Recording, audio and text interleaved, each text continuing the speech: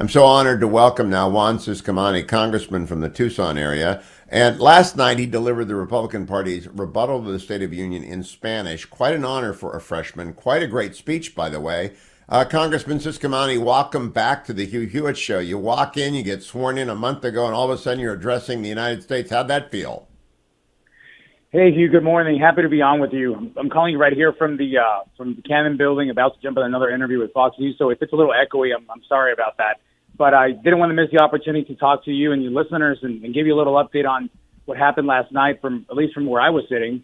It was a great experience. We've had a fast start, like you said. And yesterday was a month anniversary of being sworn in, because we got sworn in about 2:30 a.m. on January 7th. So yesterday was a big day for all the freshmen, and I think for the entire Congress, for the 1 month anniversary, but also to hopefully listen to we listened to the president in a hopeful manner of see what kind of vision he had for the country. And of course we were, as you heard in my Spanish remarks, disappointed with a lot of what we heard. But it's been an exciting time. I was honored to be on the floor. It was surreal, and there's still a lot of work to be done, especially after what we heard last night. Now, Congressman Ciscomani, you know throughout the entire speech, you're a freshman, you're hearing your first State of the Union, the grandeur of the Congress assembled, the history of the Republic in front of you, you're a part of it, you're making history, but you're also doing what I always do before I give a speech. You're running over in your mind the speech I've got to give. And yours is going to be a little pre-written and a little bit on the fly. How did you work that out? I mean, did you have staff back at the office getting the prompter ready? Where did you go to deliver it? Well, we were able to draft our speech ourselves. That it wasn't handed to us or we were told what to do. I think the same thing was probably done with Governor Huckabee.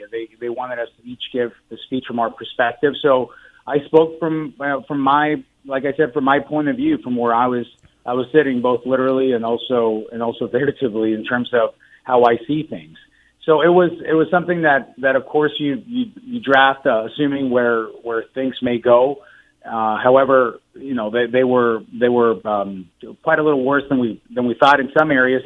There were good things that also I think the Congress agreed on. One of the biggest ones was that we were not going to touch Social Security and Medicare in these debt ceiling discussions. I think that's something that had a lot of misinformation out there about where Republicans stand, and when the president mentioned this and brought it up in a way that it wasn't true, the Congress reacted, and I think it's clear now where Republicans stand, that we're not going to cut it off the table in terms of Social Security and Medicare.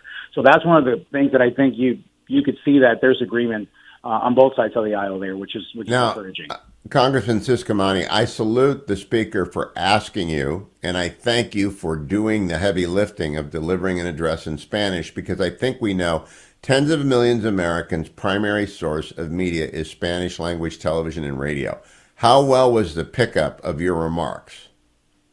It was picked up quite extensively, not only by Spanish-speaking networks, but also by English-speaking networks. The fact is that in a lot of ways we're very bilingual in more than one state, obviously. So we have people that are first language in English and they understand Spanish, so they got a chance to watch that. We also had subtitles, so that helped. So I think the message was spread across the whole spectrum of both Spanish and English. And I do salute Speaker McCarthy for having the foresight of asking someone, not just me, but someone to do the Spanish rebuttal. I think it's smart. I think it just shows also, Hugh, that we have a lot of tools on the Republican Party to be able to communicate. We're a white tent and want to welcome people, and this is just one of the ways that we can do that. And I was honored to be asked.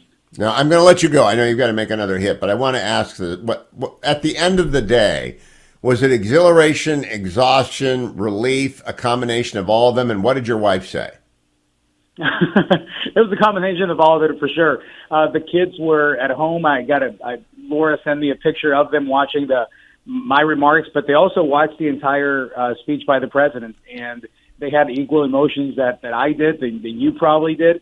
But I got to tell you, one of the biggest takeaways is that gives me some confidence is what we saw in there when the president was giving his remarks. You no longer saw Nancy Pelosi standing behind him, someone that was going to rubber stamp everything he did. You saw a strong Kevin McCarthy, the Speaker of the House, watching over his shoulder, both literally and figuratively. So we finally have some checks and balances on what we're going to see out of this executive branch, and that is what keeps me optimistic about what we can do in this Congress.